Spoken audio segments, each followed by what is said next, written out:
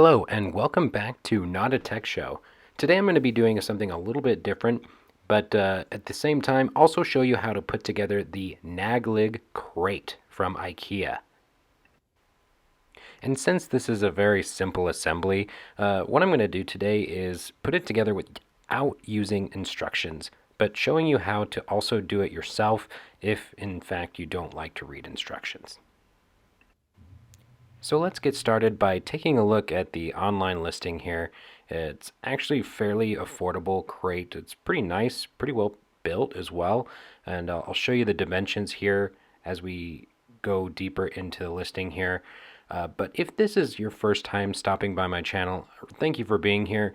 I look forward to making more content like this, but also other assembly videos as well. So if you could please leave a comment, have a question, let me know. I read the comments and I also reply when I can. But hit that subscribe button if you enjoy what you see today. So let's get started by opening up the package. Now, to show you that I'm really not reading the instructions, I'm not cutting this footage at all, just to show you the first thing I do is take out the instructions and we're going to toss them aside.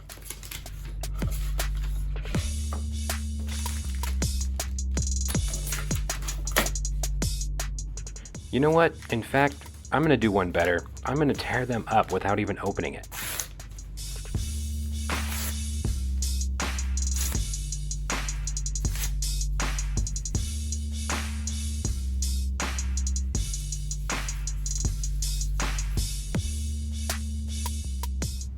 Now that we have that out of the way, I'm going to show you how to assemble this crate without looking at the instructions so you can start thinking about what you're putting together and understand what's going on. We'll start by taking out the hardware pack. With this crate, there's really not much going on. There's a couple different sizes of screws here, and then we'll start laying out all of our planks here, all of our 4 sides, or 5 sides if you will, of the crate assembly.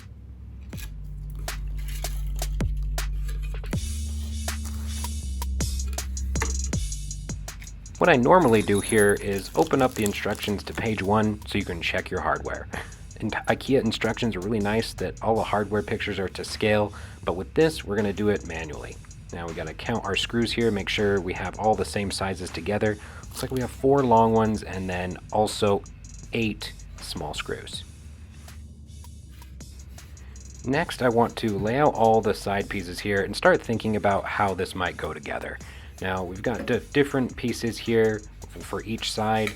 Looks like there's some identifier points as well, and I'll show you exactly how I have laid this out and why I did.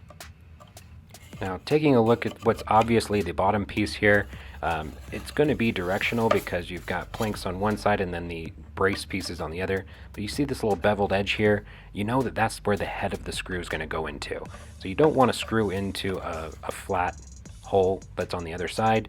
You want to make sure that that screw goes down into that little recessed area so it doesn't scratch your floor when you put it together. Also, being that the stickers are on the other side there, I'm going to assume that that's the bottom. So we'll place that right there, and we'll take a look at these side pieces here. So same thing, you want to look for identifying marks. Looks like this is going to be directional as well. We'll take a look at where these holes are. There's a hole right there.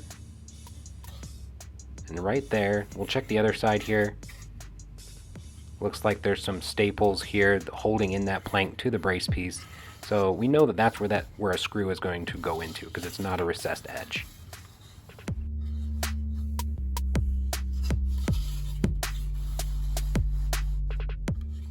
Now we'll take a look at the other side piece here. You've got your beveled edges in here, so we know the screws are going to go in on that side. And let's check the other side here. But you also have this handle piece here. You're going to assume that that's the top piece, right? You're going to want to put your hand in there and lift it up. So we know that this is the bottom. Now you can see that there's a gap on one side and there's no gap on the other between the planks. So with that, we know that that's the top, and we know this gap is going on the bottom. So we'll look at this other piece here. No gap, gap. So we know that's the bottom. So now we know that this side piece goes just like that. Now we need to find out what side to put on first. So let's take a look at this end piece here. It looks like there's no hole at the bottom to attach to the bottom break piece here. So there's no hole there, no hole there. So how are we going to attach it to the bottom? Well, it looks like this one can't go first then. But we have that screw hole here. So that's going to be held together by something. Looks like it's going to go into this side piece here. You notice there's a hole right there that can screw into the bottom of the crate. So it'll hold that piece up like this. So naturally, we'd assume that these long side pieces go on first because that's how that's going to attach, and that's going to attach to that. Next, we need to identify where our screws are going. So we've got 8 small screws and 4 large screws. Now, a good way to indicate where these screws are going is to see the depth at which they'll fit. So let's take a little screw here and test it on this board here. So if it were to sit flat, you can tell that that's going to go out about 1/4 inch and dig into the plank, whatever is behind that. So we'll take a look here on the bottom piece, and that same small screw, it's not even going to break through, maybe just barely. So we know that we want to use the long screws for the bottom that are going to be facing up like this to hold in that side piece. So let's get started by putting these long screws through the bottom and then tightening them down. Now what I'm going to do is I'm just going to start each side first, just to the point where it starts screwing into the to this side piece there, and then tightening them down evenly so that we know it's flush and we're not going to break the wood.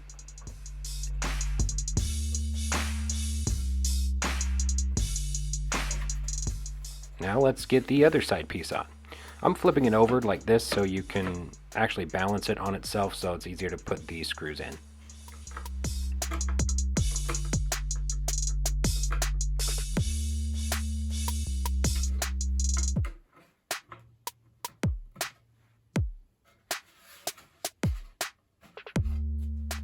Now we have the 2 long side pieces attached. Let's check our work here, make sure that all of the planks are flush as much as they can be.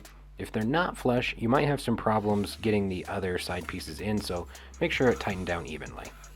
Now we can slip the last side pieces in here so that they line up with those holes. You can see right here, we look behind it, there's a little tapped hole there so that it'll help the screw start into the wood. Going back to double check if we have the right screw, which I know we do, but just want to show you here. It's going to go through that piece of wood and then also into that side piece's wood as well, but it's not going to go all the way through. So we know that we have the right screw. Now let's start these screws all by hand as much as you can, just so you can get them started so that you don't have any problems tightening them down. Then we can evenly tighten them all down one by one.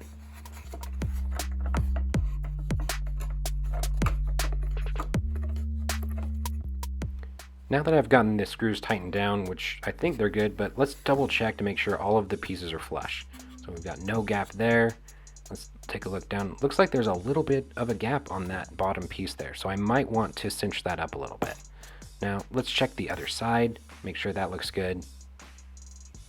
There is a tiny gap, but it doesn't look like I need to tighten it too much. So what I'll do is I'll put a few more turns if I can on this bottom piece to make sure everything is as straight as possible, because that last piece could be troublesome if we don't have everything lined up. Now we've got that gap closed off a little bit better, looking good. I think we have this side piece done. Now do the same thing for the last piece on the other end. And we have finished the assembly. Like I said, it's a very easy project to do, but wanted to show you that you don't need the instructions every time when you're putting together a piece of IKEA furniture or another piece as well from somewhere else.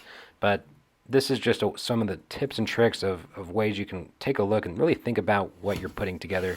Maybe you don't need the instructions, but if you enjoyed this video or learned something, please hit that like and subscribe button, and I'll see you in another assembly. See you later.